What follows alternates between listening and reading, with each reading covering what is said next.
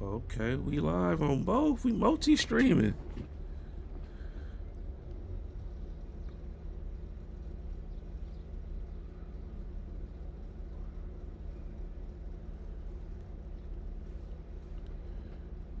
All right, let me see if I see some chats in the multi-screen, y'all. Let me see how this chat gonna work with me multi-streaming. I'm streaming on YouTube and Kick at the same time. Excuse me, y'all. I got a cold. I've been fighting since Saturday. Okay. All right, there go one from Kick. All right, my boy Laxalt. What's going on? Yeah, okay. Look at there go YouTuber. Okay. All right, yeah. We all right, yeah. My first on Kick, man. Yeah, this is tight right here. What's going on with y'all? Okay, I see y'all falling up in here, baby. Kick is in the building. My first time going live on Kick, man. Y'all give me a minute. Let me set this up real quick.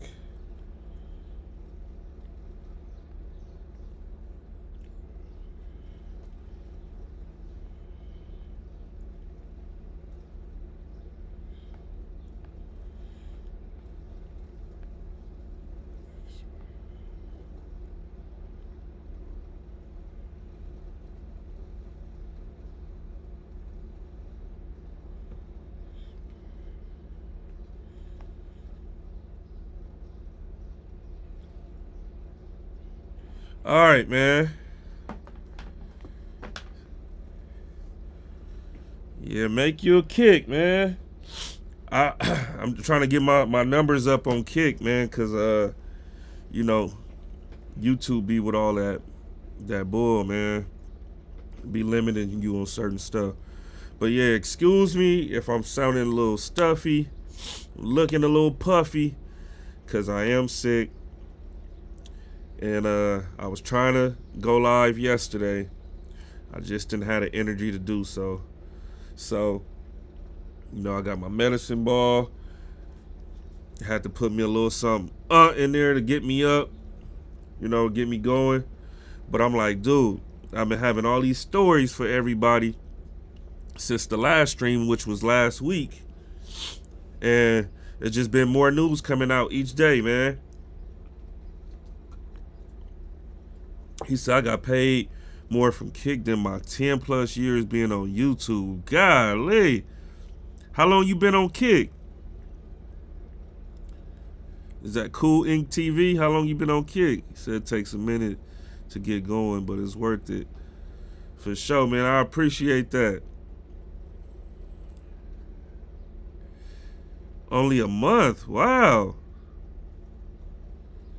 All right. Cool Ink TV. Let me put that in right now. Let me go to my Kick right now.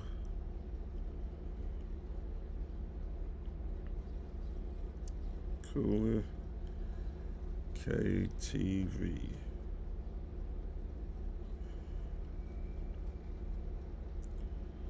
Bam, just followed up, my boy. All right, y'all. So let's get to this. Y'all know this is the Hova Report. This is what we do every stream up until the football season starts. So we got rookie mini camps coming up. We got undrafted free agents coming to mini camp. Getting a shot to get on the team. And then we get hit with a bombshell today. We get hit with a bombshell today, but we're going to leave that for later on down in the stream. This stream might go a couple hours because I got so many stories for y'all, so much news to tell y'all. So we're going to get it. But first line of business today.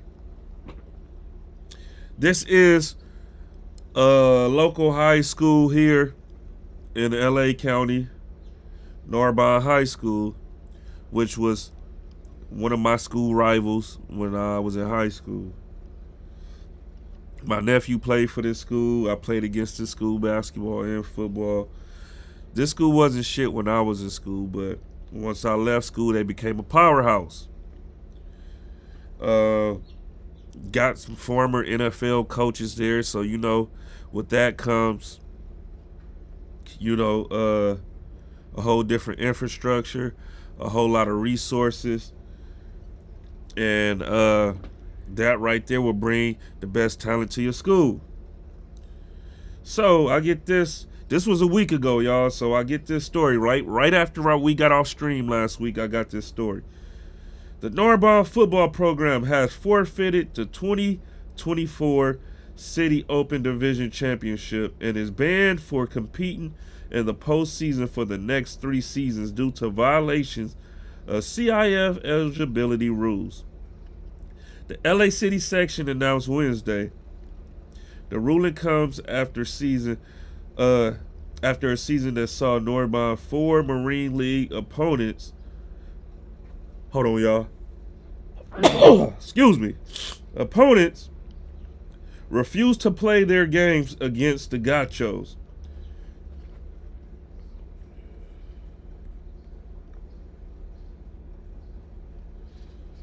The coaches for banning Raimundo Grajada,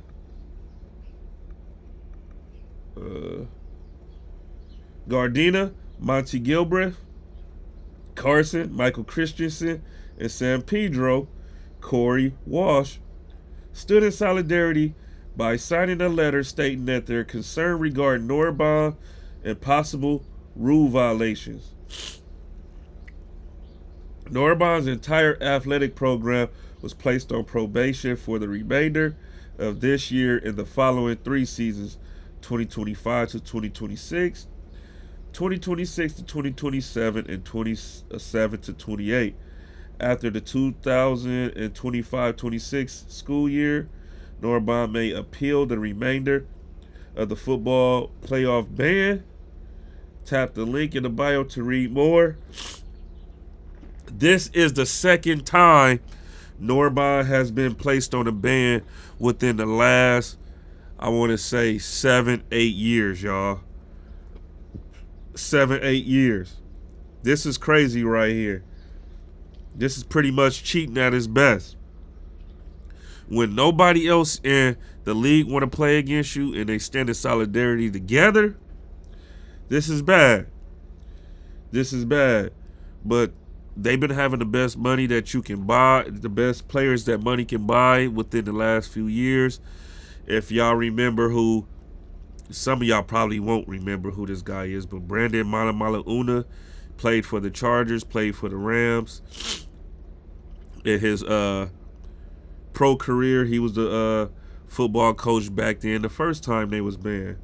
Then they have alumni, Nnamdi Asomugha. Used to play for the Oakland Raiders, played for the Philadelphia Eagles. He come by, he funds the program. They even retired his jersey. I was there for that game when they did.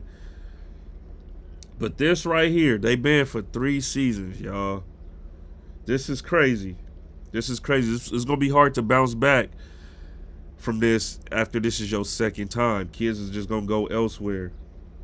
And this is a public school. This is not even a private school, y'all. He said, damn, Norrbonne all Pete Carroll. Man, best team money can buy. But sorry for them, man. Shame on them.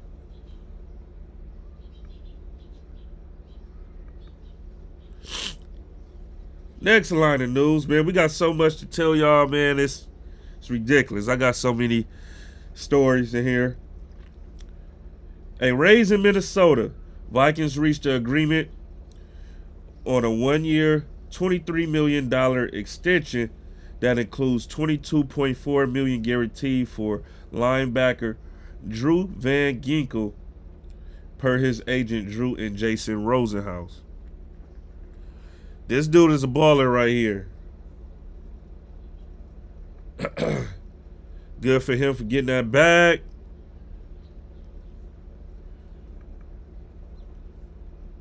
Got any Niner fans in the chat? I see YouTube comments. I see Kick comments. This is tight right here. I like this. 49ers offensive tackle Isaac Alacone or Alasone has been suspended for 6 games after violating the league's policy of performance enhancing substance. Alacone, 26, is an alum of the NFL's International Player Pathway Program. He spent 4 years on the Cowboys practice squad before joining the 49ers in 2024, where he remained on the practice squad and later signed a reserve futures deal.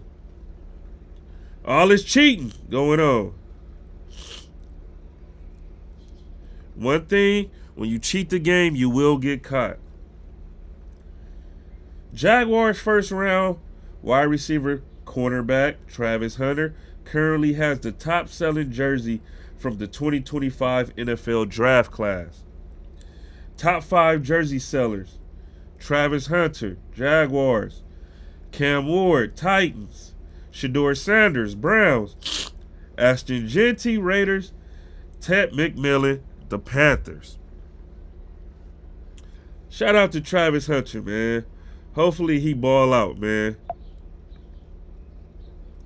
Hopefully he get to play both sides of the ball, too.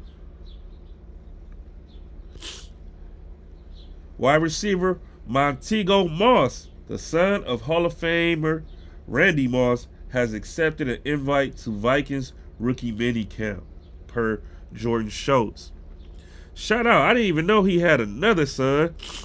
I know he had Thaddeus, but this is dope right here that his other son get an invite. I don't know what Thaddeus is. I know we picked him up after he came out. Want to say he went undrafted, or I think we probably spent a 7th round pick on him some years back, but he never did pan out. Think we got rid of him at training camp. All right, for my Cowboy fans in the chat,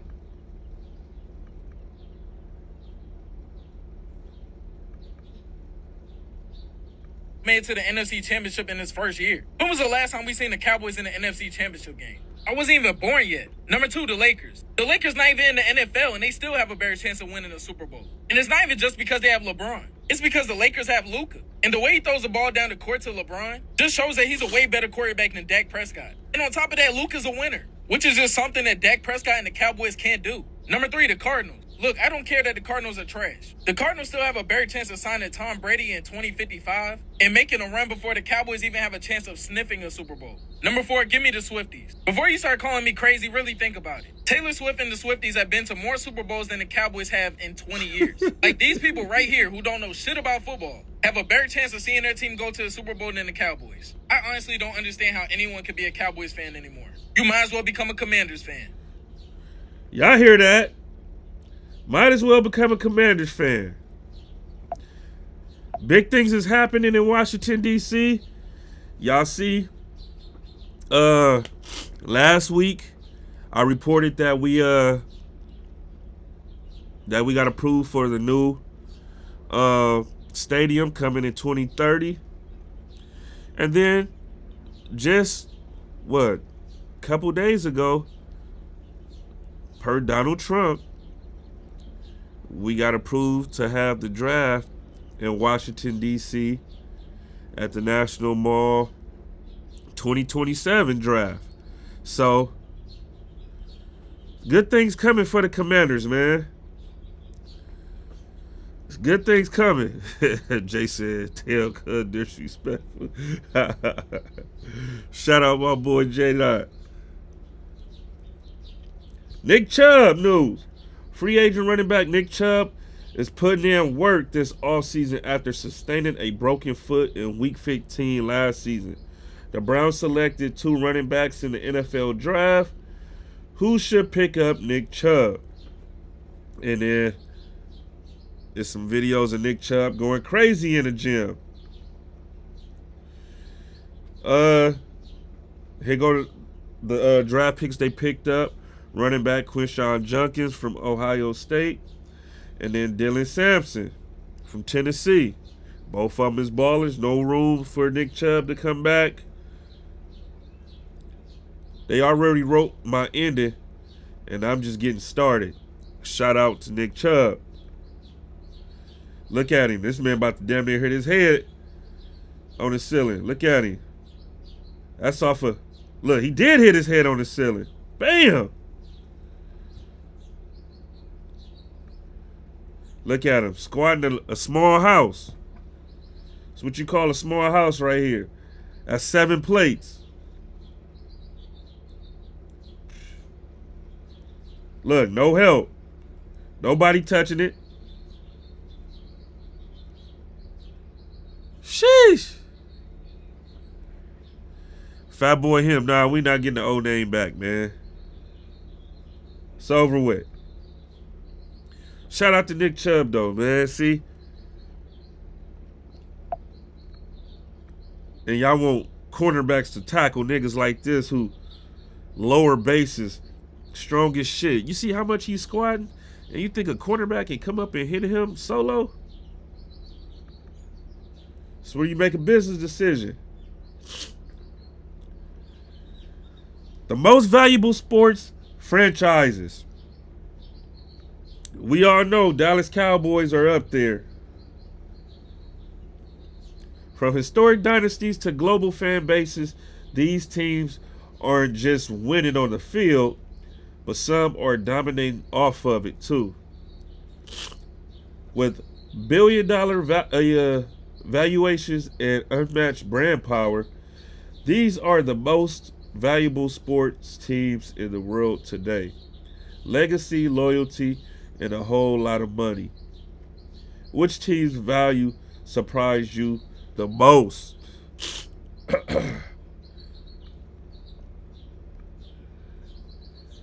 The Jets, $10.96 billion. These niggas not winning on the field. I don't know what they talk about just winning on the field. The Jets ain't winning shit.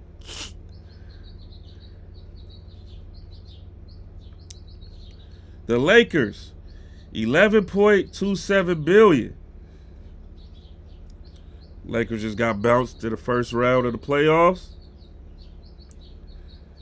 The New York Giants, $11.59 billion. Okay. Yeah, I'm shocked at these New York teams. New England Patriots, $11.75 billion. The New York Knicks. Damn, I guess it's because it's the New York market, man. It's the biggest market. $11.91 billion. The New York Yankees, $11.99 billion. Yankees have won a championship more recent than the Knicks, the Jets, the Mets, the Browns. I don't know about the Mets. I think the Mets probably. Los Angeles Rams, $12 billion. Golden State Warriors, $13.98 billion. All right, Golden State. And the Dallas Cowboys, probably the most expensive franchise there is, which it is, $16.4 billion. Dallas Cowboys, the most loyal fan base there is in the world, but the most disappointing franchise in the world too.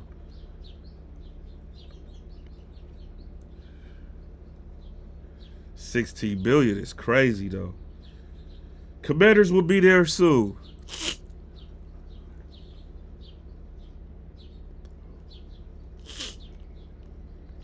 Most exciting new duos. Which duo are you most excited to see?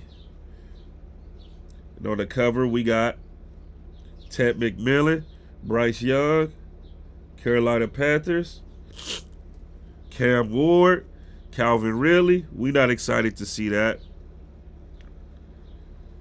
Kayvon Thibodeau and Abdul Carter. I would say the fans will be more excited to see Brian Burns and Abdul Carter. Kayvon Thibodeau may not even be there soon. If he is, this is his last season with the Giants. Jordan Love and Matthew Golden.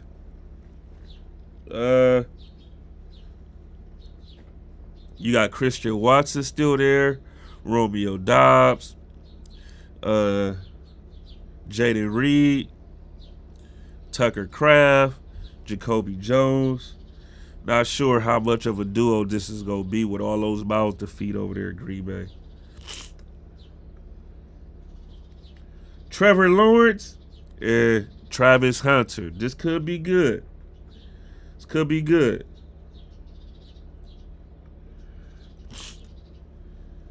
Jahdae Barron and Pat Surtain. This right here is probably going to be the best duo on this list.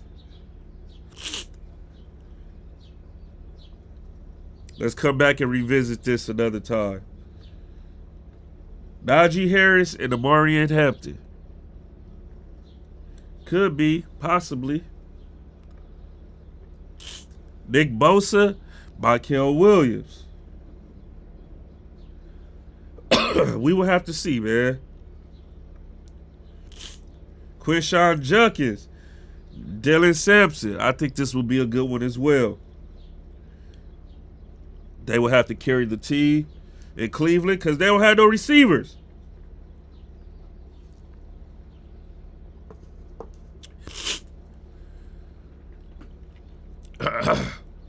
Easy does it. Broncos had a good offseason. This one right here is probably going to be the best one. No cap. Malachi Starks, Kyle Hamilton. Let's book this one. I like this one. I like Quinshon Judkins. I like Dylan Sampson. But this right here, me playing defensive back, I like this one right here. Bryce Young, Ted McMillan, Jackson Dart, Malik Neighbors. I doubt it. Lad McConkey, Trey Harris, Travion Henderson, Ramondre Stevenson.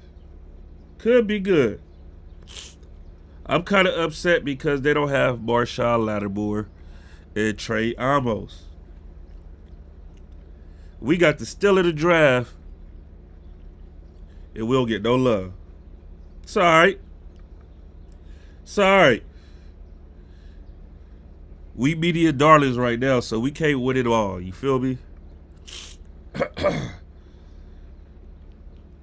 Post-draft power rankings. Coming at number 1, we got the Super Bowl champs who keep getting better and better. Excuse me, y'all. Who just keep getting better, man. Every offseason, every draft, the Eagles keep adding to that powerhouse they got over there. Can't be upset with it. Number 2, we got Buffalo. Okay. 3, we got the Baltimore Ravens. We just see they got Malachi Starks. Baltimore had a hard time stopping the pass last season. This right here will help with that move. Number 4, you got my Commanders. 5, Kansas City Chiefs. 6, Detroit Lions. 7, Rams. 8, Vikings. 9, Tampa Bay. 10, Green Bay. And then everybody else falls in line.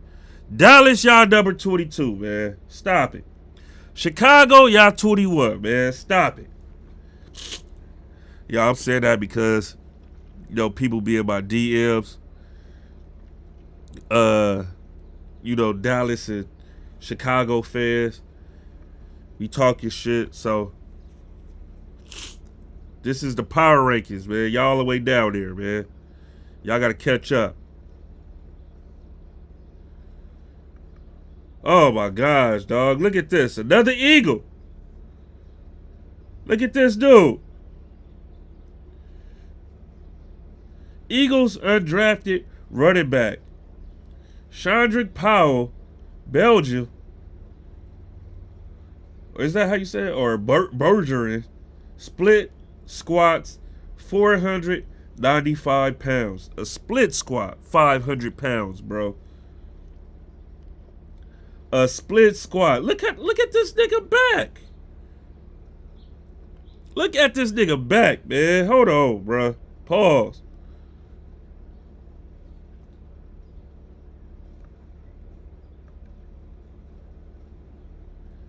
Look at this.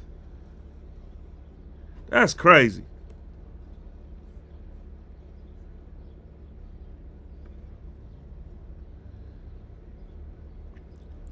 So not only do we got to worry about Saquon, but when that nigga take a breather and go out the game, you got to worry about this little strong motherfucker right here.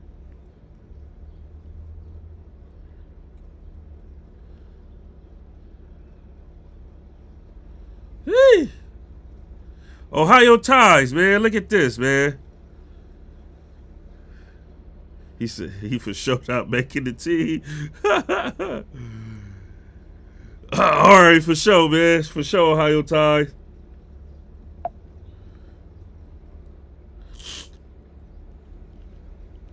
All right, let's talk about these Saints.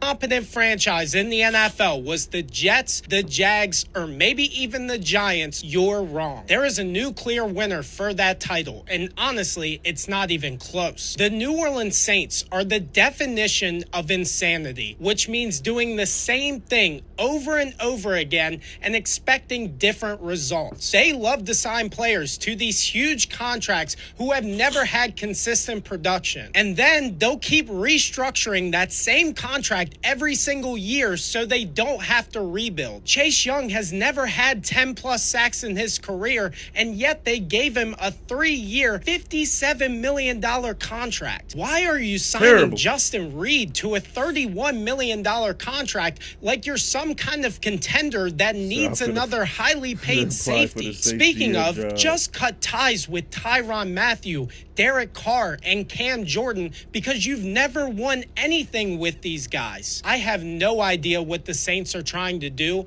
but keeping around a GM like Mickey Loomis would drive me insane if I was a Saints fan. Yeah.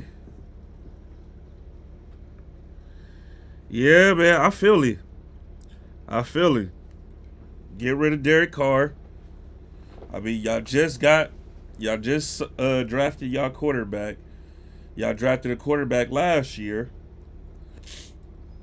Y'all drafted a quarterback the year before that. So you got 3 quarterbacks in back-to-back years. Why are you holding on to Derek Carr? It's costing you a whole lot of money. Get rid of him. You know, y'all gonna have to eat that because it's probably gonna be hard to trade for him because don't nobody want him and don't nobody want to pay him that money. Cam Jordan is an old man. Y'all shouldn't have re-signed Chase Young for that contract. Tyrann Mathieu is an old man. So you got all your money tied up into all these old-ass players is giving you mediocre production. And you stuck with these contracts, man. Well, you just already in rebuild mode. Dump them dudes, start all over again. Start from scratch. But that's their franchise, man. That's not my problem. Former Pro Bowl offensive tackle DJ Humphries is signing with the 49ers, per Jeremy Fowler. They got them another tackle. Probably going to play on the opposite side of Trent Williams or possibly can replace Trent Williams. The NFC's team's best draft pick. Number 1, the Washington Commanders trade Amos at 61. This one right here hurts because I wanted this player. Donovan Ezeraku, edge rusher, number 44 for the Cowboys. Jahad Campbell, 31 to the Eagles. Abdul Carter, 3 to the Giants.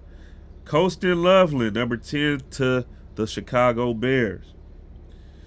Tate Ratledge, number 57, a guard for the Lions.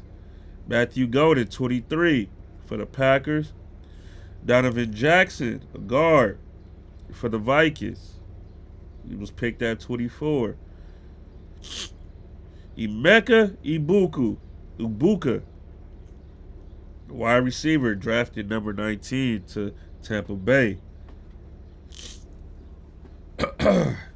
Why? I don't know, man. I thought Jalen McMillan did good last season. You still got Mike Evans. Chris Godwin is coming back. I think the Emeka Ibuka pick was a head scratcher to me. When you got holes at other positions. Jaylon Walker, number 15, Atlanta Falcons.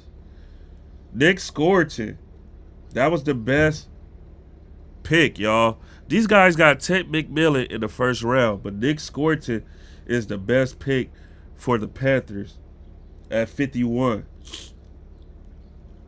Saints, Kelvin Banks Jr. at number 9. 49ers, Michael Williams at number 11. Cardinals, Walter Nolan at 16. Rams, Josiah Stewart at number 90. Seahawks, Nick Emarori, safety at 35. That's who else I wanted. AFC, we got the Buffalo Bills at number 30, Maxwell Hairston. Dolphins, Kenneth Grant at number 13. Good pickup. Jets, Armand Mimbo, number 7. Kyle Williams and the Patriots at number 69. Can't wait to see how good of a pick this is. They need receivers bad. I feel like they should have picked receiver sooner than they did. But they got them a hell of a good running back, too. Teddy Buchanan in Baltimore. So we talked about Malachi Starks. Malachi Starks was their first round pick. They said Teddy Buchanan is their best pick at 129. That's the 4th round. 3rd or 4th round. That's crazy. Bengals, Barrett Carter at 119. Browns, Carson Swearinger at 33. Pittsburgh Steelers, Derek Harmon at 21. You got the Houston Texans, Arante, what's his name? Ursery at 48. Colts, Tyler Warren at 14. Jacksonville, Brashad Tutton at 104. These dudes got the best player in the draft and Travis Hunter, and this is the best player that y'all said that they picked, the best draft pick they got. That's crazy.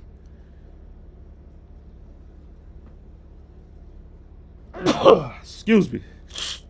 God bless me. Tennessee Titans, Kevin Winston Jr. That's a damn sure good pick. And I will say, that's probably the best pick for Tennessee. He was another guy I was looking at that safety position. Denver Broncos, R.J. Harvey at 60. Not a bad pick, but I like Ja'Day Barron more. Kansas City Chiefs, Josh Simmons. Raiders, Jack Beck. And the Chargers, Trey Harris. Trey Harris is a good pickup, too. I can't wait. Hove on kick, Calvin Cambridge. I'm over here multi streaming, baby.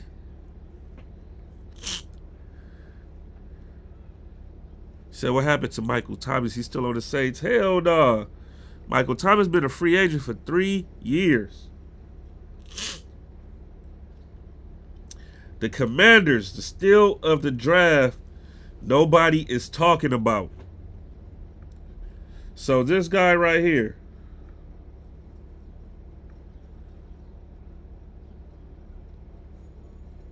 Ja'Cory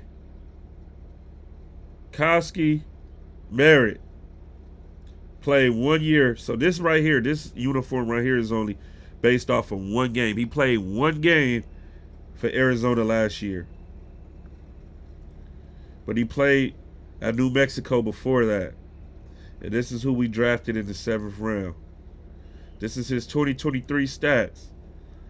In 12 games, 1,190 yards, 17 touchdowns.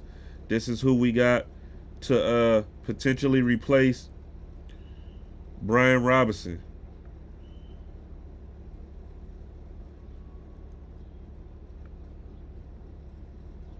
Okay, we got the dog is a home run hitter. Can't wait to see how this play out when we play against those Eagles. Shout out to Yazzers.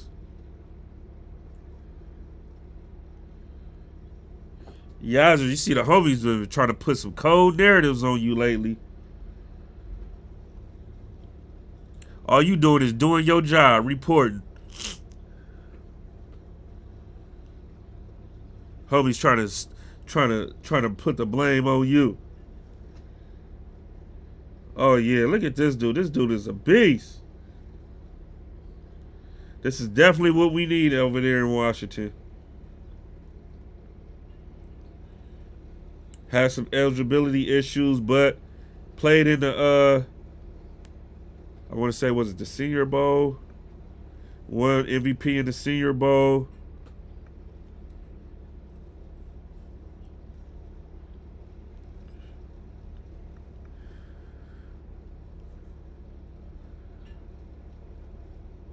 Said it's all content.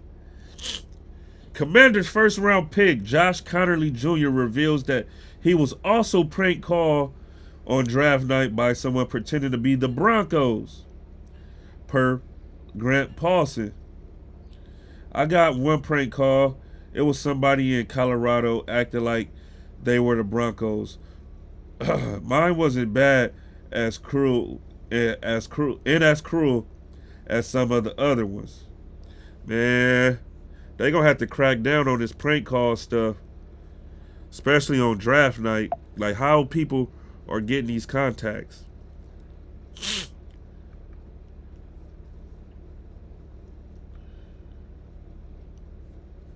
Oh, hold on.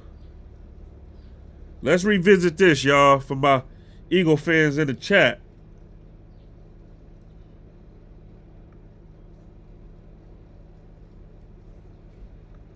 Now that's fully done. So they gave up Carson Wentz, and they ended up getting Devontae Smith, A.J. Brown, Jalen Carter, and Cooper DeJean with those picks. They turned those picks into those 4 players. Yeah, because Carson played like 80% of the snaps that year. Yeah. And they were able to turn that greatest third into a second or something like that. That's the greatest haul I've ever seen. That in itself, he changed the fact that Howie moved off of Doug Peterson after winning the Super Bowl, moved off of Carson Wentz. He was like, shit, we paid him. It doesn't matter. He doesn't care. But the way they structure contracts is because of the owner willing to shell out money for signing bonuses, because other owners don't want to shell out upfront money, but they do that. And that's why they have more cap space coming down the line. That's why I think they're going to be the next dynasty. That is crazy.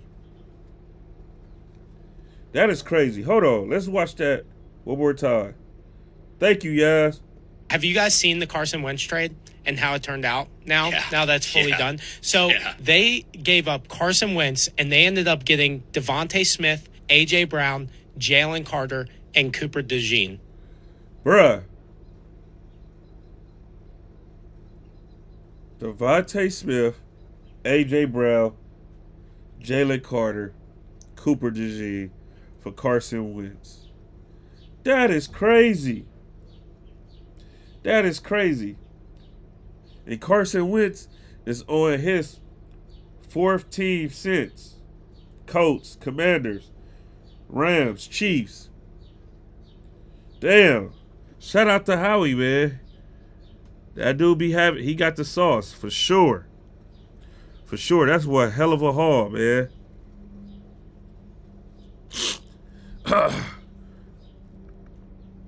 One hell of a haul.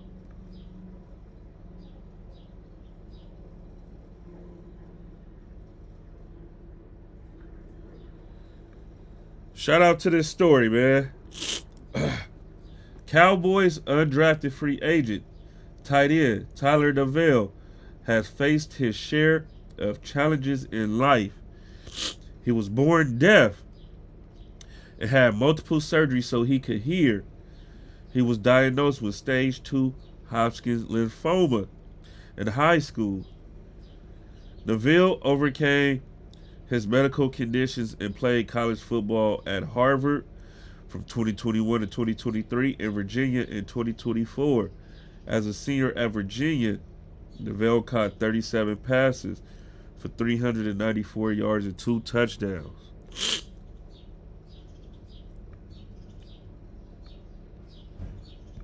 You know, health concerns. I was born deaf. A few years, a decent amount of surgeries. I regained my hearing.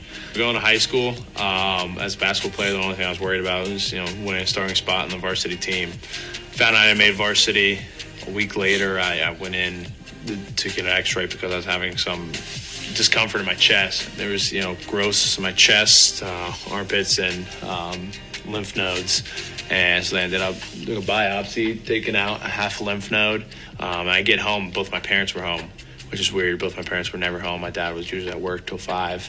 They told me to come out on the back porch, and they kind of bluntly told me that doctor had called them, told them I had cancer.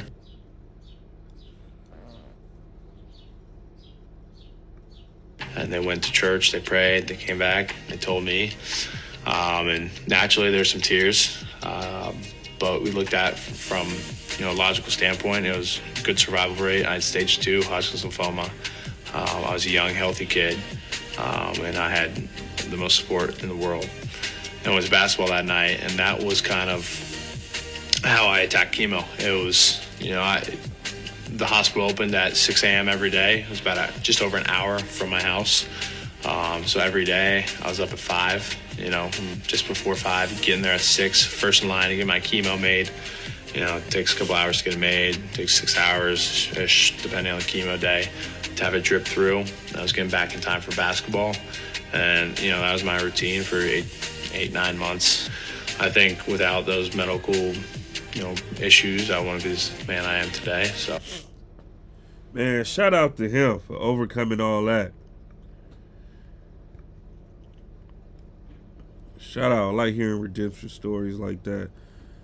King Turner. Keep saying we got to worry about y'all. No, y'all got to worry about us, man. We put y'all out.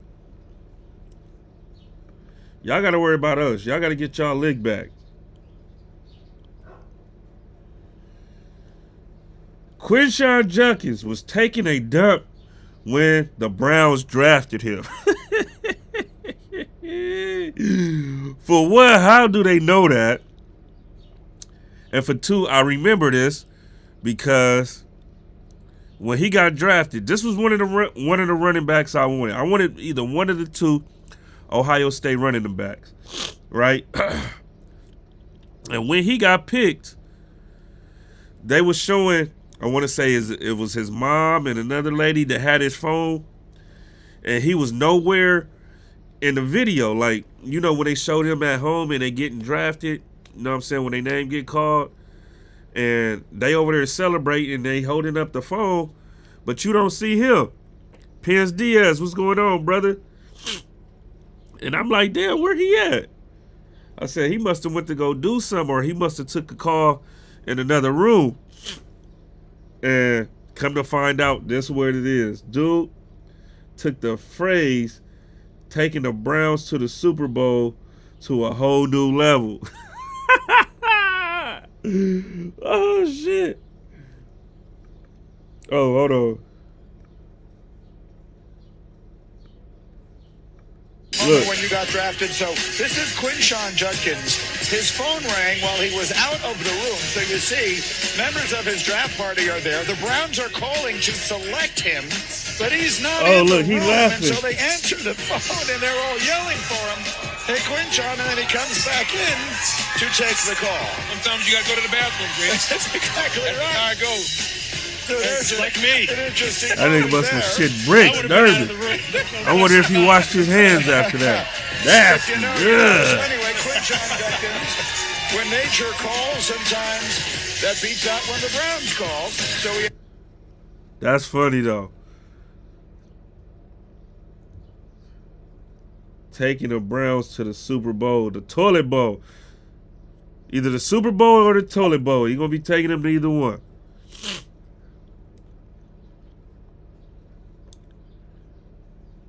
We'll get into this one a little bit later. For my fantasy football players out there, the Jaguars are declining a 5th-year option on standout linebacker Devin Lloyd's rookie deal. Damn. It's a lot of teams that's declining their 5th-year option, their rookie's 5th-year option.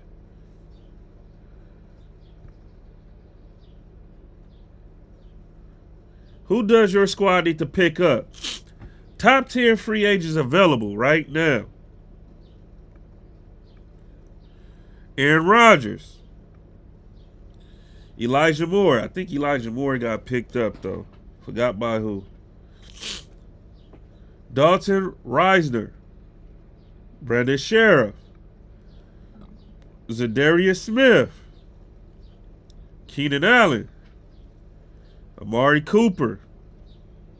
Justin Simmons, which before I hopped on live, I seen Justin Simmons is really trying to push the issue on going to Philly to play for Vic Fangio, who he played with in Denver. Asante Samuel Jr. Rasul Butler, number 1? Rasul Butler? Okay. All right, well, yeah, Rasul Butler, number 1. So, Asante Samuel. I heard some interesting, well, someone told me some interesting news.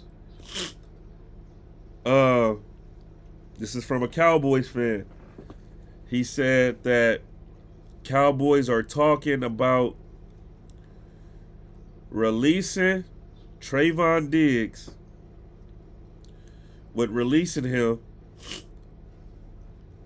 that will prior to the June 1st deadline, they will save them $10 million. Y'all know he got his contract renewed a couple years back.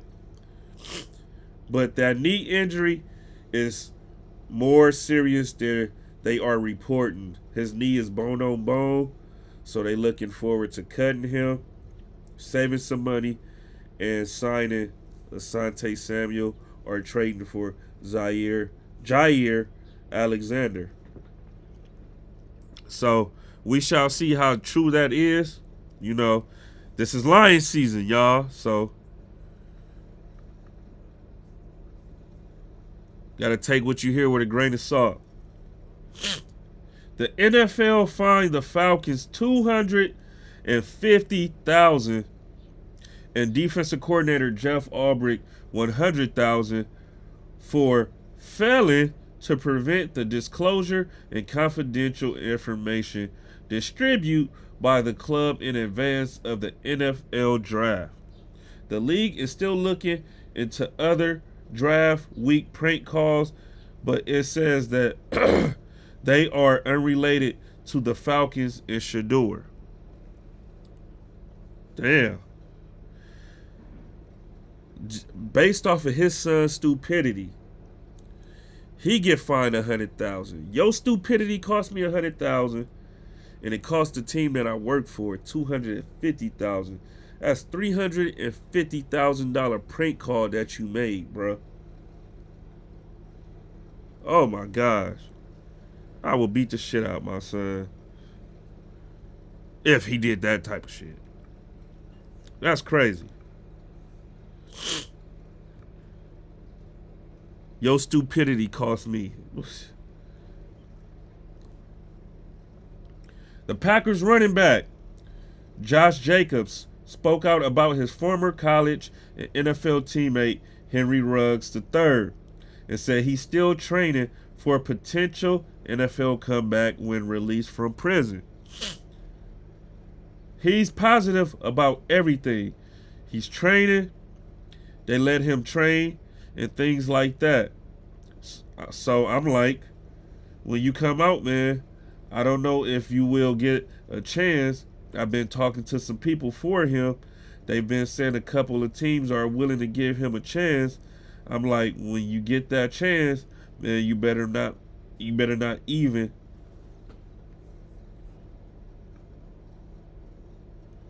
Don't look back and prove to yourself and prove to everybody that one decision don't define you and who you are as a man, Jacob said. In November of 2021, Ruggs III struck a Toyota RAV4 driven by 23-year-old Tina Tinter, resulting in her death.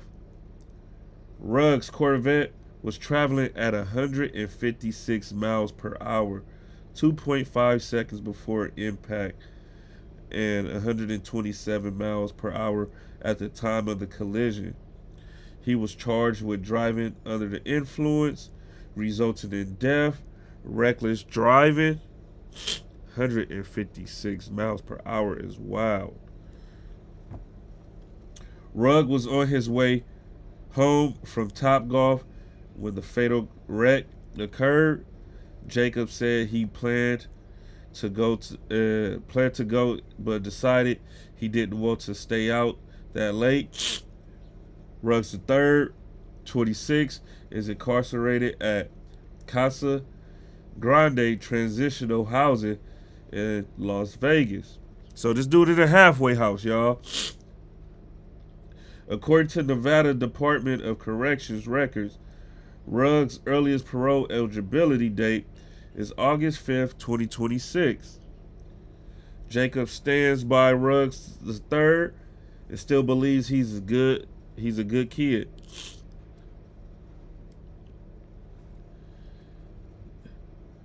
He was just one of those guys that have a very, very unfortunate situation and something happened. A decision that he made.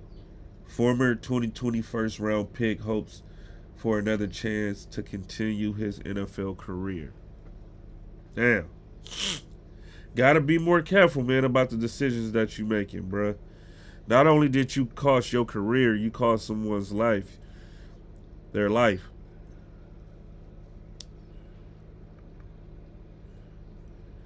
And this made me sad right here. Me being a Florida State Seminole fan, you know, everything that happened to us with the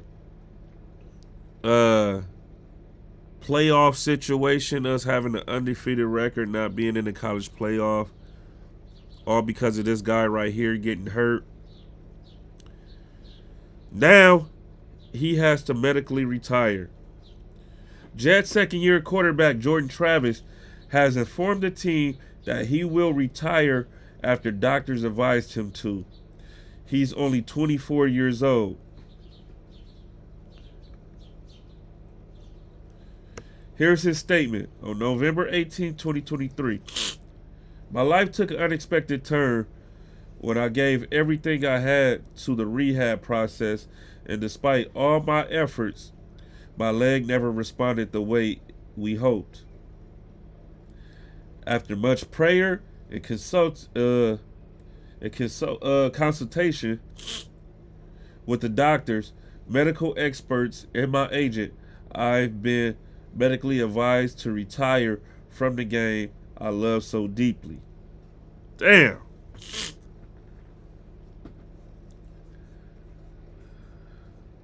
Damn, man.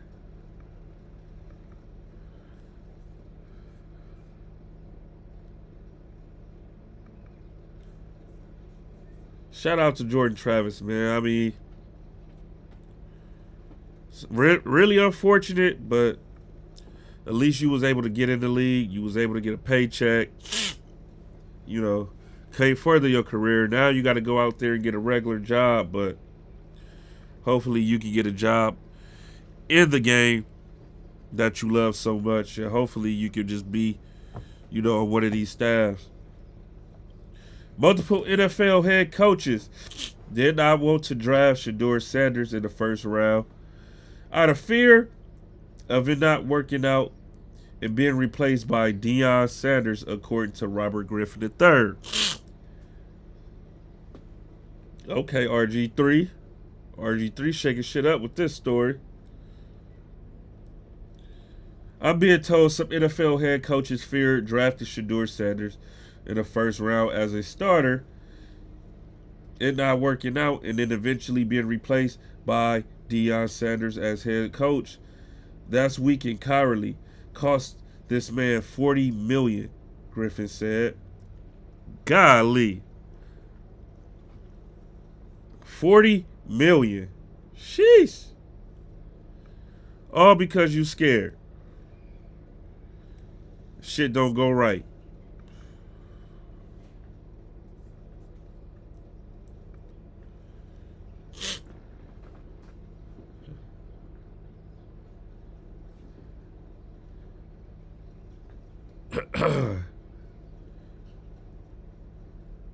Said cracking news killing me. Shout out Nazir Go. Texas college football NIL budget for the 2025 season is $35 to $40 million, which is believed to be the highest budget of any program in the nation. Ohio State reportedly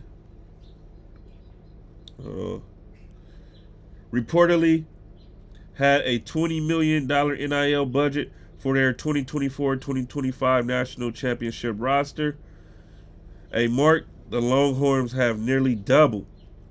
Arch Manning, who has the NIL valuation of $6.6 million, is by far the highest paid Texas player, but none of his money comes from the school because he and his family acquired all his deals on their own with no help from the school, according to Kirk Bowles. It's unclear how much money each player is making, but one person told Bowles they didn't want to reveal how much money players will earn, at least $1 million, because such transparency permits comparative discussions and locker room chaos. Texas has the nation #1 recruiting class this year with 25 total commitments, and the program also landed 10 commitments in the transfer portal. University spending on athletics has been controversial since the NCAA adopted a name, image, and likeness policy in 2021. Many coaches have called the NIL salary cap to be enforced. The Longhorns, however, are going all in after making it to the CFB semifinals last season. That's a lot of money in NIL. $40 million, and you not even the team who won a championship. The team who won a championship don't even have near that. That's crazy.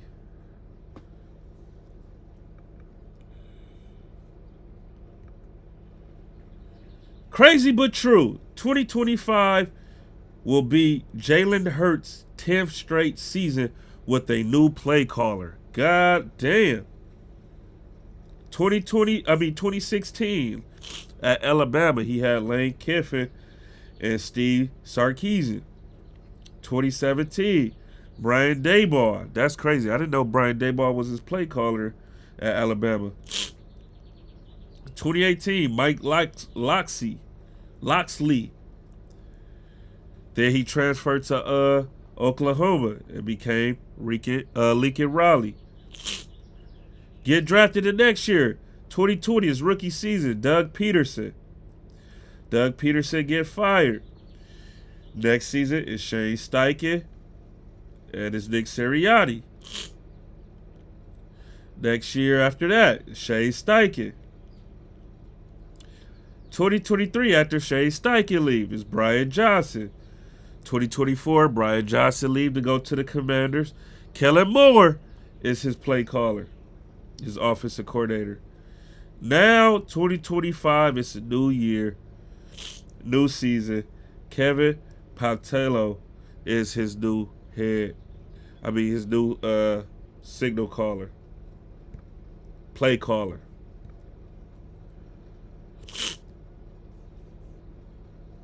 $10 years, 10 play callers. That's crazy. Last NFL draft pick born in the 1900s. Damn, that shit sounds so long ago, right? 1900s. Shout out to you if you was born in the 1900s. Saints second round pick Tyler Shaw was born in 1999. And he'll likely be the last player ever selected in an NFL draft who was born in the 1900s. Shaw, who played 7 years of college football, will turn 26 on September 28. 7 years of college football. That's crazy, man. With that COVID shit, that really fucked up a whole lot as far as, these players and their years and their eligibility and all of that. That's crazy how many years you was able to use that. 7 years? What is this?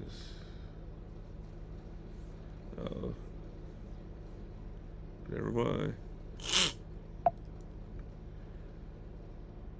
Make sure y'all smash that like button for those I got up in here. We on Kick and we on Instagram, baby. Make sure y'all smash that like button. If you're not following me on Kick, make sure you follow me on Kick. Top 10 players with the most receiving yards in a season in NFL history. Number 1, we got Calvin Johnson with 1,964 back in 2012. Second, Cooper Kupp, 2021, when you got the Triple Crown, 1,947 yards. Julio Jones, 2015, 1,871 yards. Jerry Rice, 1995, 1,848 yards. That's a lot of yards for 1995 because teams wasn't passing the ball like that. For him to have 1,848. 5, Antonio Brown, 2015, 1,834. So that means Julio and Antonio Brown was duking it out in that 2015 season. Justin Jefferson, 1,809. Tyreek Hill, 2023, 1,799. 1 yard short of 1,800. Isaac Bruce, 1995. Same year Jerry Rice led the league. Isaac Bruce has 1,781. That's crazy how many yards they was getting back then. And they was mostly running the ball, ground and pound. CeeDee Lamb, 1,749 yards in 2023. And Charles Hennigan, 1961, 1,746. Houston Oilers. Just a little history for y'all, man. Record-breaking years.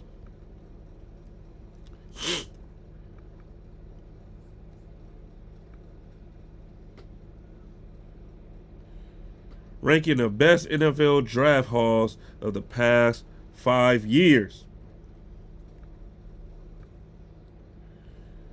Number 6, notable picks. The New York Jets, Sauce Gardner, Garrett Wilson, Breece Hall. Damn sure good draft class right there. And then they can't forget they had Jermaine Johnson too in that draft. So shout out to the Jets for that. Number 4, Detroit Lions. Here you go, King Turner. Jahmyr Gibbs, Sam Laporta, Brian Branch. Number 3, my Commanders. Jaden Daniels, Mike Sainristil, Brandon Coleman. Can't forget Johnny Jerzon Newton. Number 2, Houston Texans. CJ Stroud, Will Anderson, Tank Dell. Damn, that is a good one. Who will be number 1? Oh, we will have to go and look in the bio. But number 2 is the Houston Texans. I was about to say the Houston Oilers.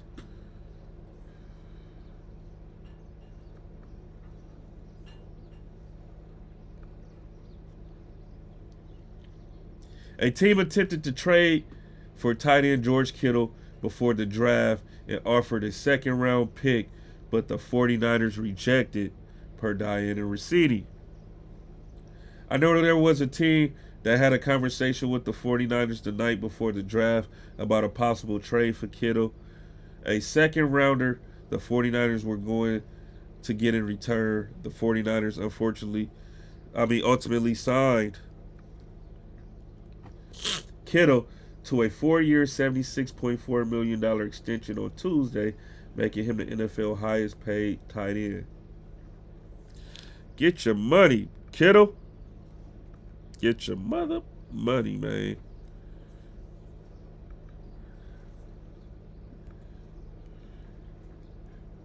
JOK, they missed the entire season.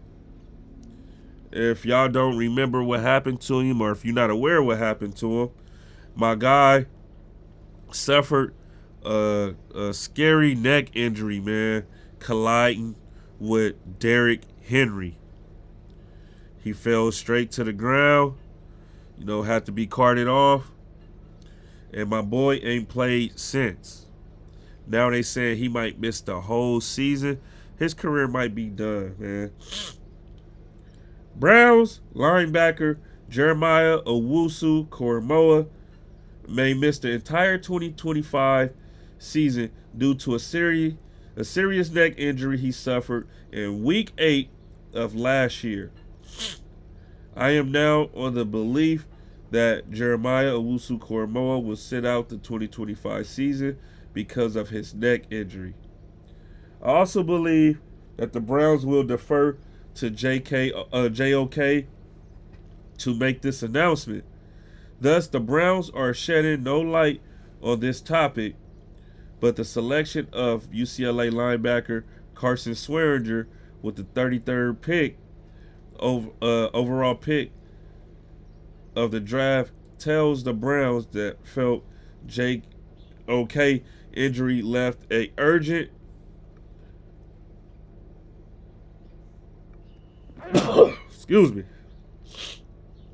urgent need at middle linebacker.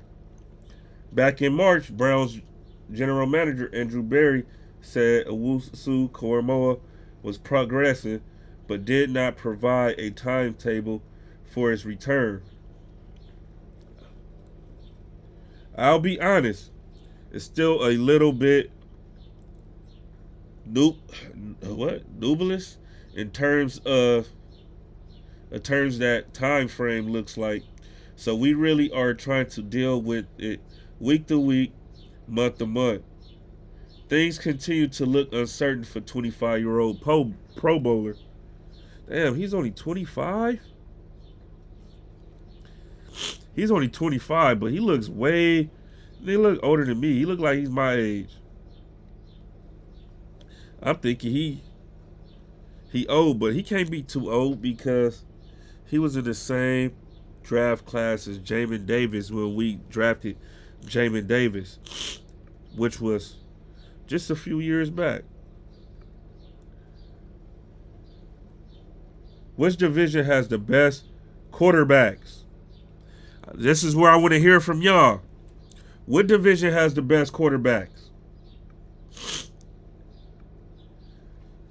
Boom! The NFC Beast. You got Jalen Hurts, Jaden Daniels, Dak Prescott, Russell Wilson. AFC East quarterbacks. You got Josh Allen, the MVP. You got Tua Tagovailoa. You got Justin Fields. You got Dre Mate. None of these dudes is proven outside of Josh Allen. NFC North. You got the Lions. Jared Goff. J.J. McCarthy, who haven't even taken a snap yet. Too many sacks, in my opinion. AFC North quarterbacks. You got Lamar, 2-time MVP. Mason Rudolph, boo-boo. You got Joe Burrow, one of the best throwers of the football in the league. Then you got old man Flacco, who's the only quarterback who won a Super Bowl in this division. NFC West quarterbacks, you got Matthew Stafford, who is a Super Bowl quarterback. You got Sam Darnold, Kyler Murray, and Brock Purdy.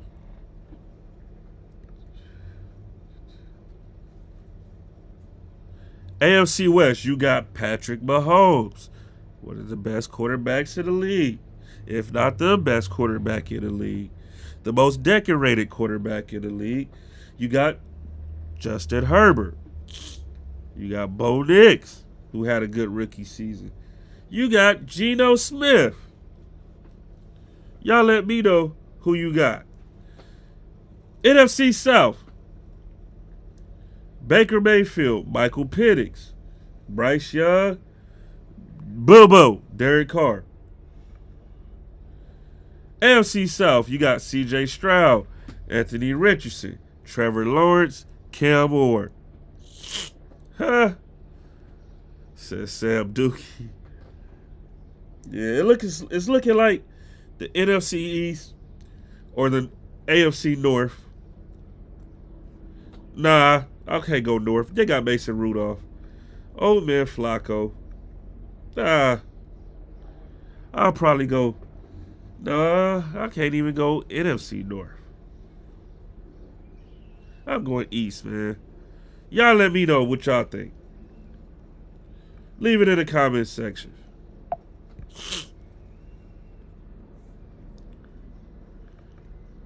Alright, so I haven't seen this video, but I felt like it was something that you guys would want to see. So let's hear Asante Samuel calls out Antonio Brown. If Mike Tomlin never babied you, NFL would have been an afterthought. You couldn't survive anywhere else. The Steelers organization and players allowed you to act crazy. Lucky you never played on my team. You would have been dealt with immediately and not by the coach. Facts. Ooh, this boy Asante Samuel been popping it. First Dion, now Antonio Brown.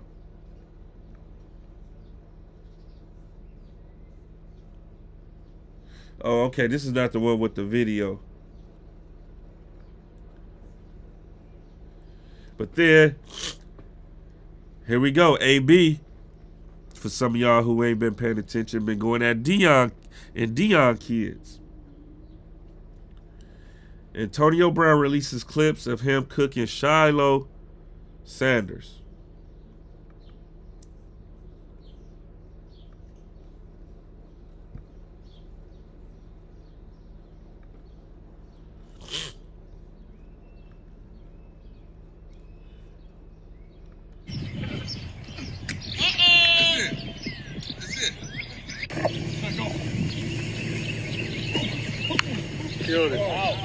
Was the case. So this was two clips. Just two clips right here. Let's. Set, go. Woo! Ooh. That hezzy though. He fell for it. Like, you should have known he was gonna plant. He was gonna plant his feet and keep going. Murder was the case. And all you hear Deion saying is murder was the case, but then Deion's ex-wife, which is Shiloh's adoring mom, Pilar Sanders, came out with a couple videos saying this is the truth. They were getting the best of each other. Shiloh was holding his own. Y'all gotta understand, this is a all-pro wide receiver going at it with a kid who just got out of high school. So you should be cooking him.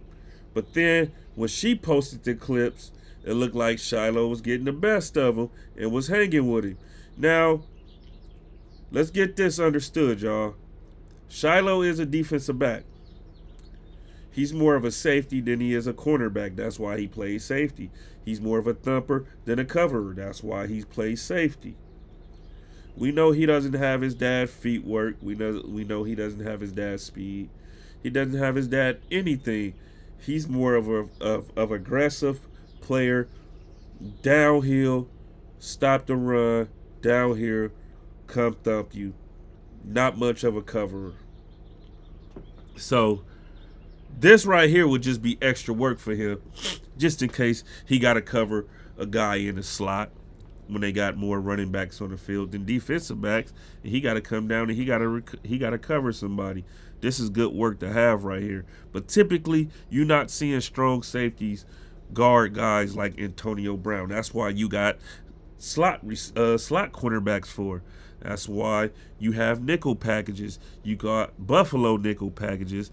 You got the 4-2-5 packages. So I'm like, Antonio Brown, man. I'm like, where does this come from? Like, where does this stem from? But then here we go. Is this it? Oh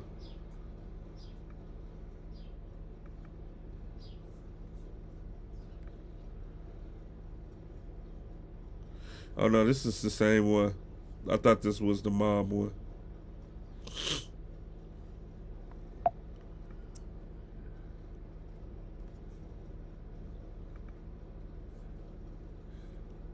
Yeah, Antonio Brown though, man. He's off his rocker for sure. Players entering their year 10 in the league this season. Dak Prescott already at 10 years. That is crazy. I remember watching him and Mike Evans at Mississippi State. Derrick Henry, year 10. Jared Goff, year 10. So that means Carson Wentz should be year 10 too. Jalen Ramsey.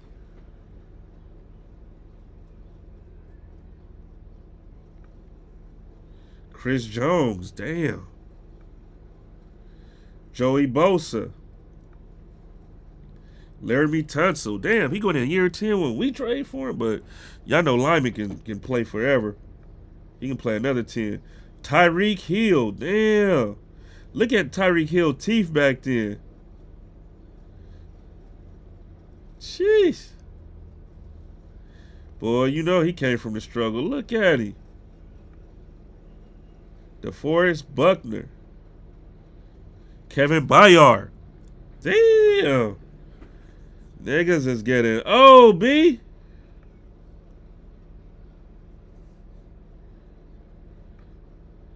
And again, my Commanders. More good news for y'all.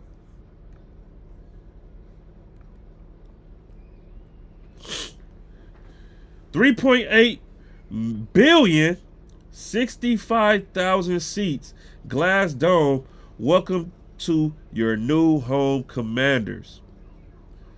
Washington new home, $3.8 billion transformation. $3.8 billion dollar deal has been secured to redevelop the iconic RFK Stadium site. Plans to include 65,000 seats, glass dome stadium, new housing, green space, and community sports complex. The Commanders will contribute $2.7 billion with DC investing $1.1 billion.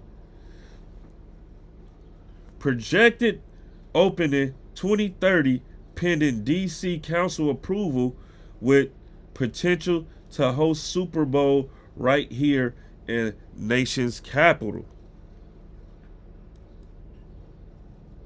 This isn't just a stadium. This is a revival of a legendary site and a bold new chapter of DC sports, business, and community development. Conceptual rendering by Sora.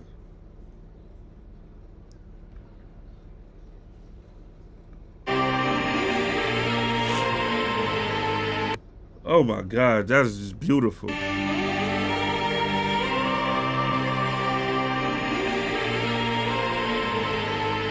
Oh my God, man, I can't wait. I can't wait. 2030, hurry up. 2027, hurry up. Y'all know I'm going to be there at the draft. 27 in DC, y'all know I'm going to be there.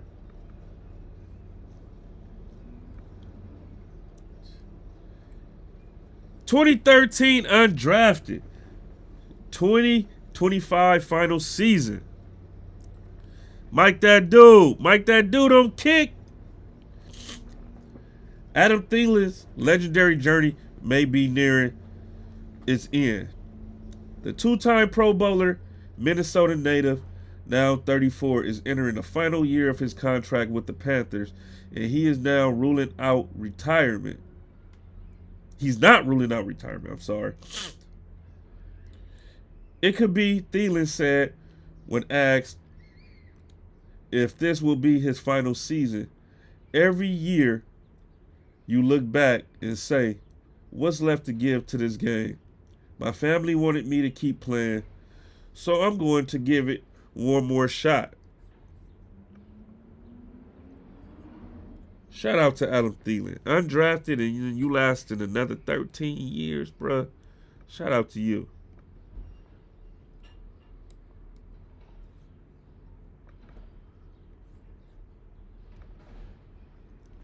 Ohio State wide receiver Jeremiah Smith is rumored to be the first ever 100 overall rated player in the new EA College Football 26 video game. Sheesh. For my video game heads out there. For Smith, who makes the catch inside the 20? Oh, my! Watch this catch. Will Howard just throws it up in a double. Boy's a baller, man. For y'all who like NCAA, I want y'all to hear this Luke Kuechly soundbite, man. This dude right here was one smart guy.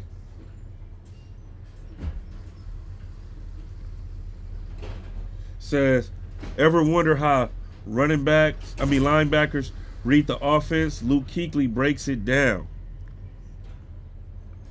Tight ends on the line of scrimmage. Their top run concepts are probably this, and this, right? And once you know that, then it's like, all right, so if we're in an over front and they run that first run play and we're in this defense, who's going to block me? Okay, this guy's going to block me. All right, say they run the other play in the same defense, same front, boom, this guy's going to block me. And you go through that, and then when practice rolls around, you get it. And then when the game rolls around, it's like, all right, here's my formation, here's my call on defense, this is how we're lined up. The ball gets snapped, I get my one read from whoever I'm reading. Boom, now I know who's going to block me. I know where the ball is going to go. I have to beat that guy in the run game, whoever's going to block me, and then I'm clean to the football. You know, one guy's blocking you on each play. So if I know top run concepts, I know how it fits within our defense, I know where I line, I know where my stressors are, the ball gets snapped, I read, boom, now I know who's going to block me. Now I already have a plan of attack on how I'm going to get after him before the ball gets snapped. So then you're playing the game before the ball gets snapped, and then everything just slows down as the ball gets snapped. Whee! Shout out to Luke Kuechly, man. Wish he would have been able to play longer. Too many concussions, man. Oh, here we go, y'all. Shiloh. Oh, they said this page isn't available. Damn. So the real clips was right here, but now I guess moms must have taken them down.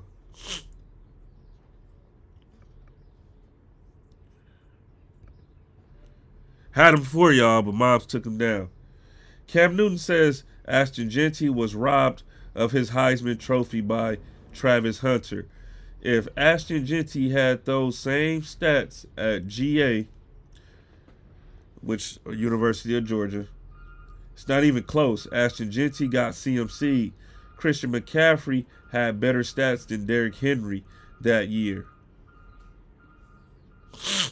Hey, man. Who's to say Ashton Genty will have them stats if he played in a different conference? You know, you can't argue that. Of course, when you playing against lesser opponents, but how can you say CMC had better stats than Derrick Henry when Derrick Henry is playing against all the top elite talent in college football?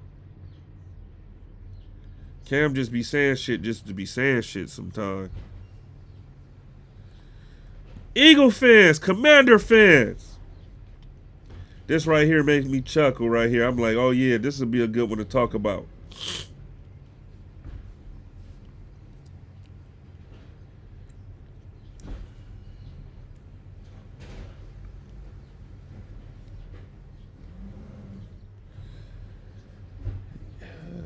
Eagles general manager Howie Roseman really caught the Commanders GM Adam Peters during the draft to trade up for Bama's Jahad Campbell and started the convo with, "Hey, buddy, the NFC East is pure entertainment." How many picks are we in? 1, 2, 3, 4, 5, 6. We have the sixth guy. The sixth player. We have the sixth guy. Oh, we got 6 guys. Yeah. Where are you? Hey, buddy. How we doing? Yeah, it's a tradition. I feel like we should keep keeping trades. Any interest in a small move back? Let's see. So there's an in-division tax. Ah! You really didn't want to do a trade with me. With the 29th pick in the 2025 NFL Draft, the Washington Commanders select Josh Connerly Jr. Here we go. Tackle, Oregon. Still okay. Connor. It's a great pick. Yep. That's a great pick. Shout out to Howie Roseman, man. So he called Commanders general manager Adam Peters couple times out of the last few years. We've been trading back with the Eagles. We've been trading back with the Eagles. I want to say we did last year or the year prior. And season before that, or maybe 2 seasons before that. But now that we got Adam Peters, he told them, oh, it's an in-division tax. All right, Ohio Ties back. Did you get to see that video I just played? Let me know. If not, I'll run it back for you. He told him it's an in-division tax, meaning this one's going to tax you. We're going to tax you for this one, bro. If you want to trade back, you going to have to give us what we want. All right, so Ohio Ties, I'm going to run this back for you.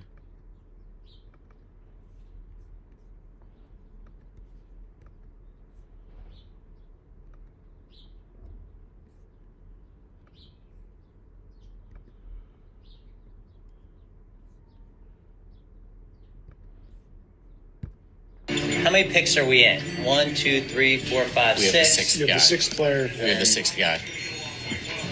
Oh, we got 6 guys. Yeah. Where are you? Hey, buddy. How we doing? Yeah, it's a tradition. I feel like we should keep keeping trades. Any interest in a small move back? Let's see. Said there's an in-division tax.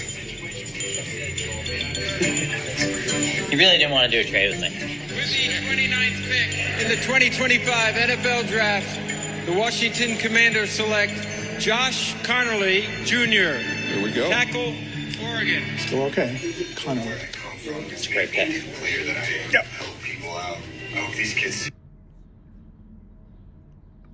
So, if we would have traded back with the Eagles, just, Eagles was 32nd.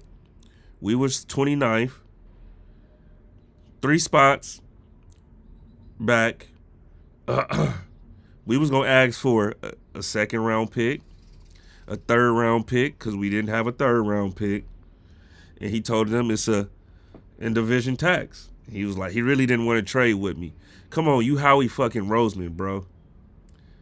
Know what I'm saying? Last time we trade up with y'all, who did y'all pick up last time we traded back with y'all? Y'all end up getting somebody. I want to say y'all probably end up getting it wasn't Jalen Carter. Or it could have been Jalen Carter. Cause how the fuck was y'all even up there to get him? So, yeah, I want to say it was either him or it was somebody else, or Jordan Davis, one of them two. So we was going to tax y'all for sure. Carson Wentz. He was asked the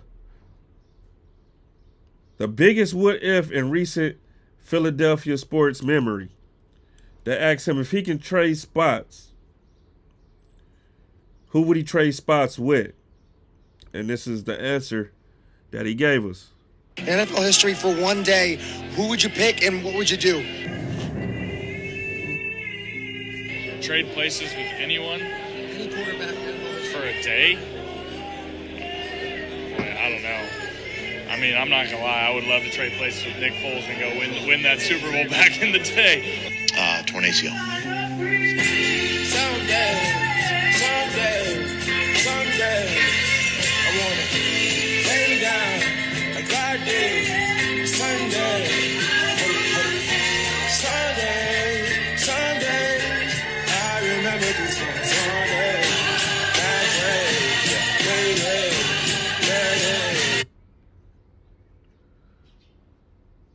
I forgot about playing the music and shit.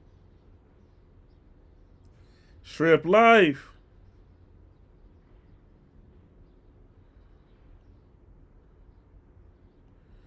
Man. What could have been. But had this not happened to Carson Wentz, it would have been no room for Jalen Hurts in this second Super Bowl y'all got. So us Eagle fans will be there to stop that, because fuck Carson Wentz. Hey, Ohio Ties, I don't know if you was in here when I reported, but we did a revisit of the Carson Wentz trade. And since that trade, y'all was able to pick up Devontae Smith, A.J. Brown, Jalen Carter, and Cooper DeJean since that trade. Crazy. That's a crazy haul for that trade.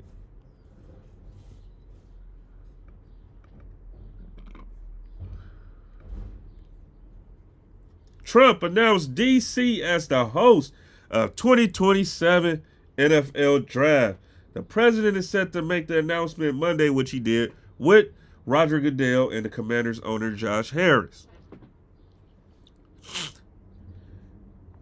Who coming with me to the draft, y'all?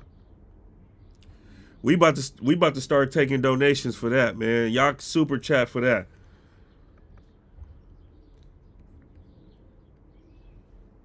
Woo, excuse me.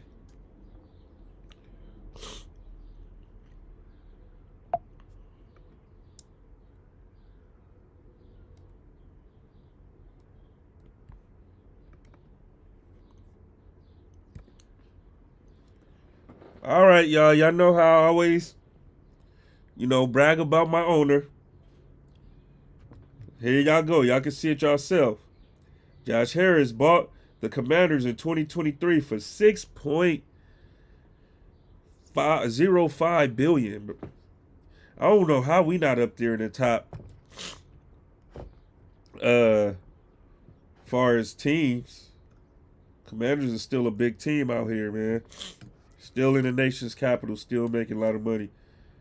Since hired general manager Adam Peters, hired head coach Dan Quinn, drafted Jaden Daniels, won the first playoff game in 20 years, made it to the NFC Championship appearance, announced the new $3.8 billion stadium deal, reported 2027 NFL draft host city. Woo! Thank you, Mike, that dude. Man, this dude came in not playing. He really made moves in 2 years, y'all. In 2 years of having this team. Daniel Snyder had this team for 25 years and didn't do shit. Didn't put shit in place. Nothing. Just scum. This is crazy.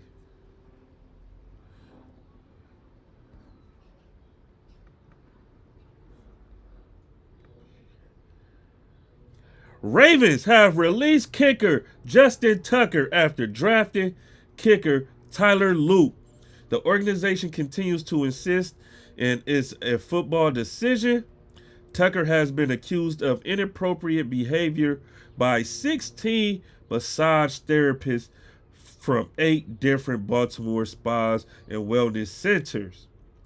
All of the alleged incidents occurred during sessions between 2012 and 2016. Covering Tucker's first 5 seasons in the NFL, Tucker has publicly disputed the allegations twice, including a statement he posted on social media in January, calling the accusations I can't even try to say that while I'm sick. I can't even say it, y'all. I ain't gonna even try it. False. The NFL has been investigating the matter. I seen this coming sooner than later. We have to give up our kicker based off of some hearsay on a plane that happened. That the women end up saying that it was false. And we had to give up a whole kicker. We had to go through 6 kickers last year just for Brandon McManus to go to the Packers and play good for the Packers. We just signed another kicker last week due to this. Had we had our kicker last year, it would not go through this bullshit with all these allegations and people doing all their own investigating and all of that. My Commanders would be all right. But this situation right here is sickening because it's all kind of content creators that made videos on Justin Tucker for this matter. And it's all these women came out. All these women, some women have quit their jobs based off of not wanting to treat him in Baltimore. And this is not getting near the publicity as Deshaun Watson. And it's just as bad. Because Deshaun Watson at the time was just a single man. It was just a single man that's a football player. But this guy, Justin Tucker, is a married man. I want to say he's somewhat of a pastor or a preacher to his church. And he have these allegations going on with him. You know, Deshaun Watson incident wasn't how can I say this? It wasn't detailed as much as Justin Tucker's. Justin Tucker's allegations is very detailed. You know what I'm saying? With the ejaculation on the tables and all of this other kind of shit, man. Like, this dude is a sick dude. So I'm not surprised. I seen this coming. Once you take a kicker, once you use a draft pick to take a kicker, you already know he's making the team. Justin Tucker, arguably the best kicker of all time in the NFL, is undrafted. So they didn't even use a draft pick on Tucker, but they used a draft pick to replace Tucker. And last year, Tucker is coming off his worst season to date. The Falcons are expecting a breakout season from tight end Kyle Pitts in 2025, says OC Zach Robinson. I'm expecting Kyle Pitts to take a big jump. You know, year 2 of the system, year 2 of understanding what we're trying to do offensively, all those things that come with it. So expecting a lot of things from Kyle. He knows what we need to work on and what the details and some of the fundamentals. And I'm not going to read the rest of this shit because I've been expecting this dude to make a jump every year since he's been in the league. This dude runs a 4.3. And y'all know we talk about this dude all the time. Let me get this dude off. We talk about this dude all the time taking a big jump. This dude got Kirk Cousins this year. It still didn't help. Now, granted, he got Michael Penix, but he still didn't go off with Michael Penix this year. Yeah, I know they got to get familiar with each other. They got to take first team reps and put all that extra work in. But I am not expecting shit from this bum because he's lousy. He's a lousy-ass route runner, and all he is just fast. But he doesn't put in the work, so I'm not expecting shit from him. If you a fantasy owner, I wouldn't fuck with him. What happened?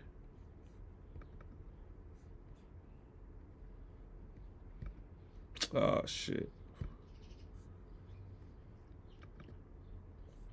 I read this story yesterday. Yeah, big-ass fantasy football letdown. I read this and I instantly got upset. Because why they fucking with Shador like this? Why are they fucking with Shador? Not only did you not take my boy in the first round, you waited to the 5th to take him. He lost out on millions of dollars, right? But then when I read this, I said, oh yeah, they fucking with him. Shador Sanders, head media team member, Boogie Knight, called out the Browns for not giving Shador Sanders number 2 and allowing wide receiver DeAndre Carter to keep it. There's no way Cleveland should have gave number 2 to anyone else, especially to a receiver who haven't worn number 2 before in his career. But we knew that was coming, so we ain't flinching about it. It was expected. Take it, smile, and make it legendary. Keep going, Knight wrote on Instagram. So, let me see. Okay, yeah, that's just on his story. DeAndre Carter. DeAndre Carter is a free agent receiver just now coming in to the Browns, just like Shador Sanders. He ain't been there no longer than Shador. If anything, he been there maybe a couple weeks before Shador got there. Never wore number 2 in his career. He's not even a guy like that to be wearing number 2. This dude is a special team player at best. He's not even a dude Shador Sanders going to be throwing a ball to. Why are you not coming off number 2, homie? You rock number 12. You've been closer to number 12 than you are to number 2. I want to say he was number 11 prior to this. This is crazy. This is crazy. Pack this nigga up. He probably won't even be on the team next season. He's going to make that roster because they ain't got shit for wide receiver room as of right now.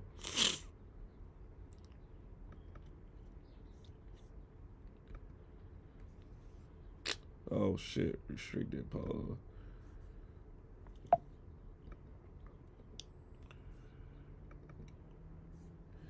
The story we all been waiting for, man.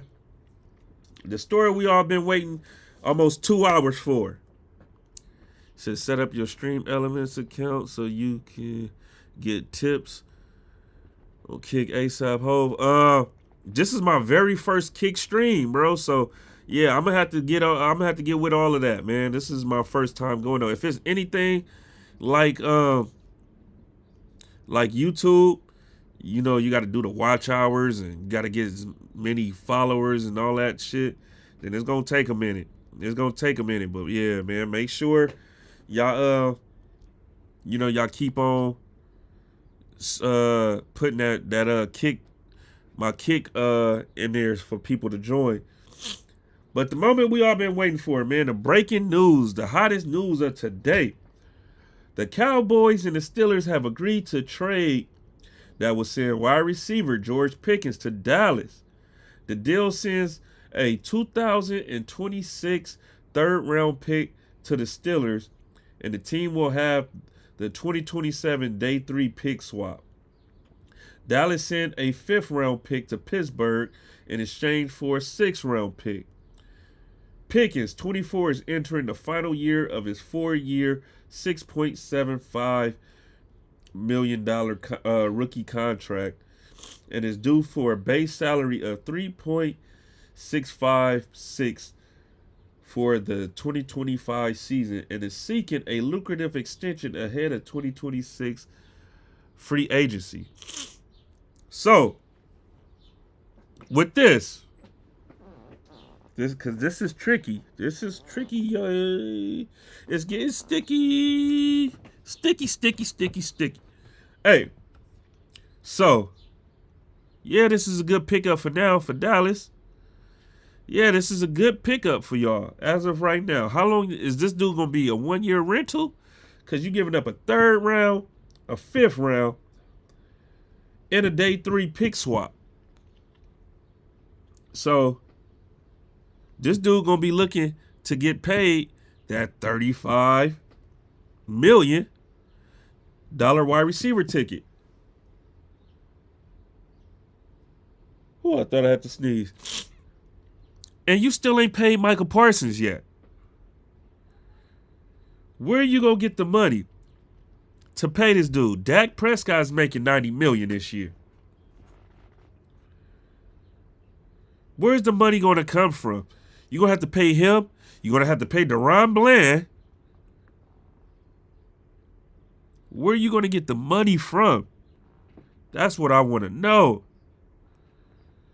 Where are you gonna get the money from to pay him, Parsons, Deron Bland?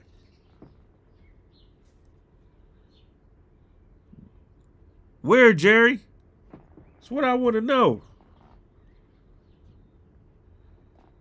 This is cool for now. You know, this is good for the division. NFC Beast is back. I can see him, Trey Amos going at it, being physical with each other. I can see Marshawn Lattimore lining up with CeeDee Lamb. I can see Cooper DeJean. I can see Quinyon Mitchell lining up with these with these Cowboys. Cool. This is good for the division. But how long is this going to last?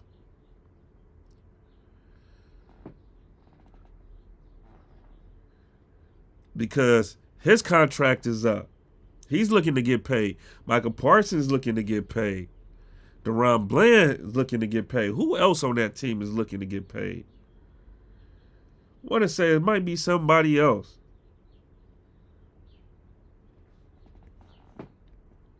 But we gonna see. We gonna see. That ain't my worry. So look, we like, all right, before this trade, we looking like, okay, Steelers got DK Metcalf. They got George Pickens. Now they just got rid of George Pickens. It was like, who was going to throw them the ball?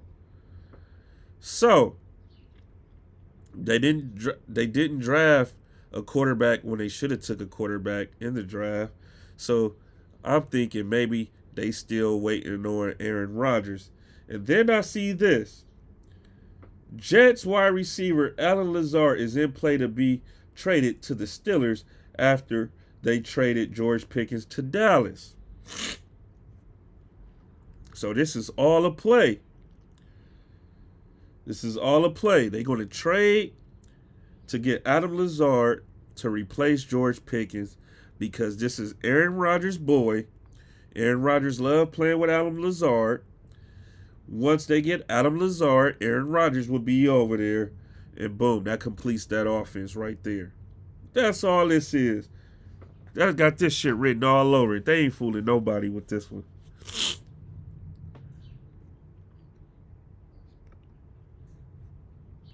Adam Lazard, though, I mean, Adam Lazard still had a solid season. I mean, George Pickens only had, 50 catches, 800-something yards.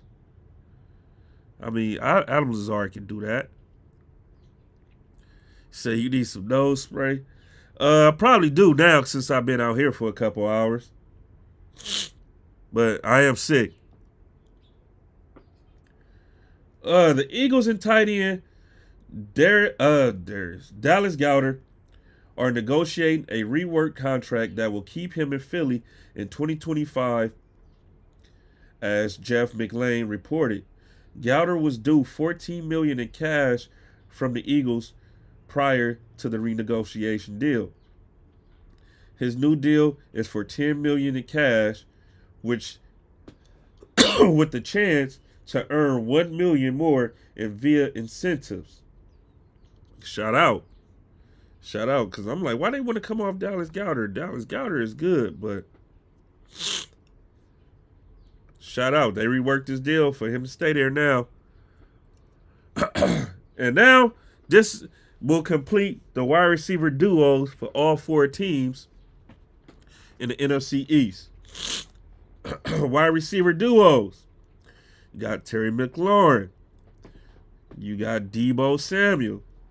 CeeDee Lamb, George Pickens, A.J. Brown, Devontae Smith, Malik Neighbors, and Wan'Dale Robinson.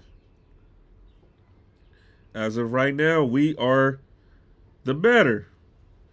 2024 regular season passing rate when targeted shown via Pro Football Focus. I still will put the Eagles wide receiver duo slightly over us. You feel me? Y'all now see what Terry McLaurin can really do once he got a quarterback. He's been doing the same thing without having a quarterback, a consistent quarterback each year. But now we add Deebo to the fold. Wan'Dale Robinson, the jury's still out on him. We know Malik Neighbors is a baller. CeeDee Lamb is a baller. To me, he's more of a slot receiver than an outside receiver, though.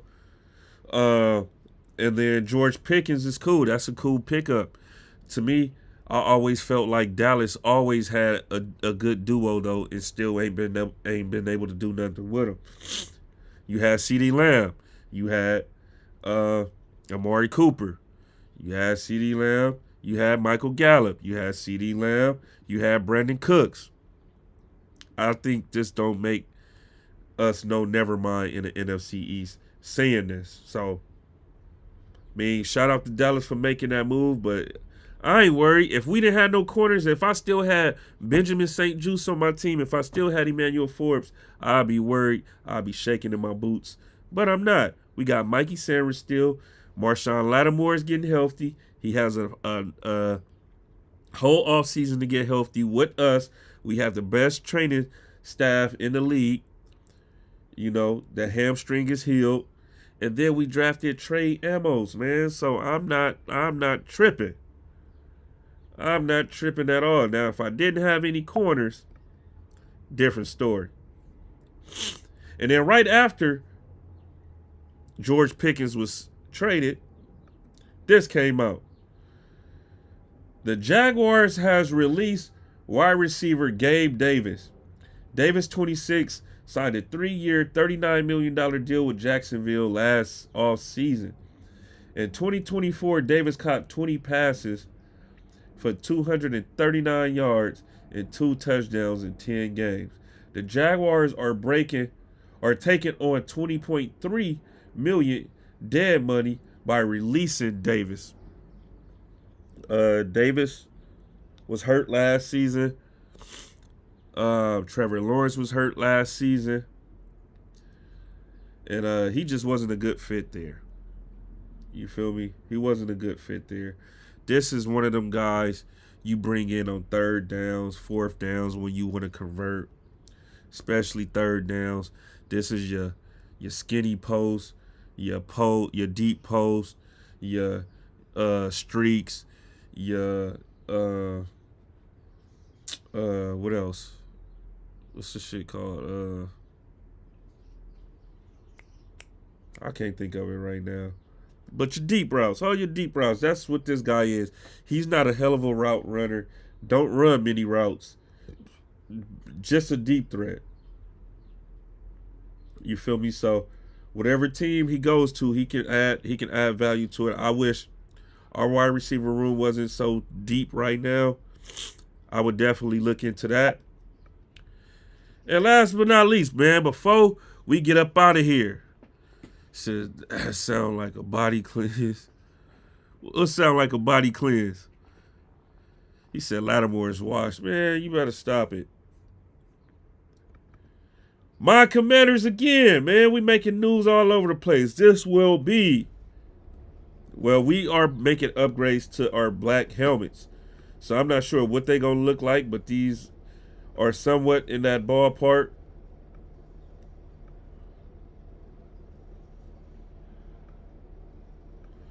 These is hard. And we got a new jersey coming out too, man. So I can't wait, man. Nothing but good moves for the good guys. W Commanders. W to y'all that's up in here. Y'all go ahead and hit that like button, man. Appreciate y'all. Appreciate my people that's watching on Kick, man. Cause I don't be knowing how that Kick shit go. If I know that shit it don't alert me on my phone. I would have to go into my emails and I see when people was on, and then I join. You know what I'm saying? I hop on Kick from my emails. You know, that's when Pot Lord is on, T-Rail, Pun. Finally hopped on Kick with Rios yesterday, so I'm still trying to, you know, I'm still YouTubed out though. All my content I like to watch is on YouTube. But yeah, man, Kick is where it's at. So I appreciate y'all that's on Kick, man. Man, make sure y'all send this to people too on Kick so I can get some more followers over there. I'm gonna get with Pot Lord, see what else I gotta do to, you know, to further my Kick streams and all of that. But hit that like button, man. I don't know if I got any super chats in here. Let me see before I get out of here.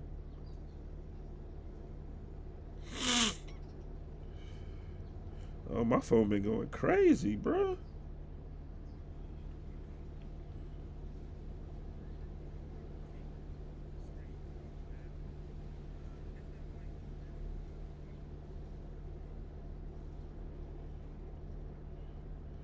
Okay, no super chats. Okay. But yeah, man, let me get up out of here because I do need to take me some medicine. I do need to take me some nasal spray. And I do need to eat. So, appreciate y'all, man. As always, man. Y'all know it's going to be more news coming out. Rookie minicamp is out there. So shit's about to be popping, man. We already in May. June, July, August. We got football in July. So, June, July, we almost there, y'all. We are almost there. Said W Commanders unless y'all play the Eagles. Oh, yeah, man. You see the Commanders are just trying to be relevant again, man. We've been shit for way too long. Way too long. So, you know, we trying to get back in the good graces of the NFC East and the NFL, man. For years, they done kicked us out, booted us out. Everybody hated our owner. Hey, especially me. So I just never gave up on the team. But now I got something I can cheer about. I got something I can brag about.